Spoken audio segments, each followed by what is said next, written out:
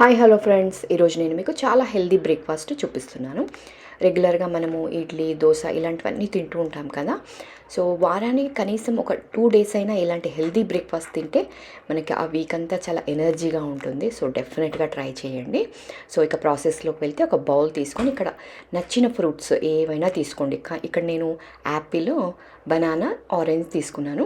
So మీకు ఏ fruits అయితే నచ్చుతాయో అవన్నీ వేసుకోండి. కాకపోతే పిల్లలకు కనిపించకుండా సన్నగా కట్ చేసుకోండి. జనరల్గా పిల్లలకి ఏమైనా ఫ్రూట్స్ ఇష్టం లేకున్నా అవి కూడా యాడ్ చేసుకోండి.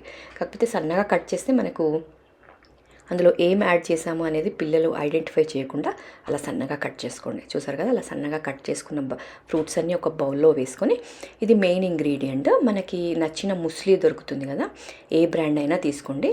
సో ముస్లీ వేసేసుకొని అందులో ఆ ఫ్రూట్స్లో అంతా ముస్లీ వేసేయండి. ఇక్కడ మీరు ఫ్రూట్స్ ఎక్కువ క్వాంటిటీ కాకుండా పిల్లలు ఫ్రూట్స్ ఎక్కువగా ఇష్టపడకుంటే ముస్లీ క్వాంటిటీ ఎక్కువ వేసుకోండి.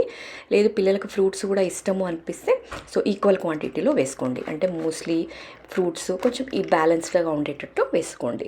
సో అది వేసుకున్న తర్వాత ఇక్కడ పెరుగు మనకు గట్టిగా ఉండని అవసరం లేదండి. ఇలా కొంచెం మజ్జిగలాగా ఉంటే అది వేసుకొని, మీకు అంటే లూజ్గా ఇష్టం ఉంటే పెరుగు ఎక్కువ వేసుకోండి. లేదు కొంచెం గట్టిగా కావాలి అనుకుంటే పెరుగు కొంచెం తక్కువగా వేసుకొని కలిపేసుకొని దీన్ని బ్రేక్ఫాస్ట్గా పిల్లలు కానీ పెద్దలు కానీ ఎవరైనా తీసుకోండి. చాలా హెల్తీగా ఉంటుంది.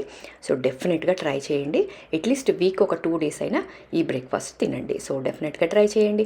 మరిన్ని వీడియోస్ కోసం మీరు నా ఛానల్ని రెగ్యులర్గా ఫాలో అవ్వండి. ఇంతవరకు సబ్స్క్రైబ్ చేసుకోకుండా చూస్తూ ఉంటే సో డెఫినెట్గా సబ్స్క్రైబ్ చేసుకోండి. ఇలాంటి మంచి మంచి వీడియోస్, రెస్టారెంట్స్లో చేసే కర్రీస్, బేకింగ్స్ అన్నీ నేను మీకు రెగ్యులర్గా పోస్ట్ చేస్తూ ఉంటాను. సో డెఫినెట్గా సబ్స్క్రైబ్ చేసుకోవడం అస్సలు మర్చిపోవద్దు. So thanks for watching.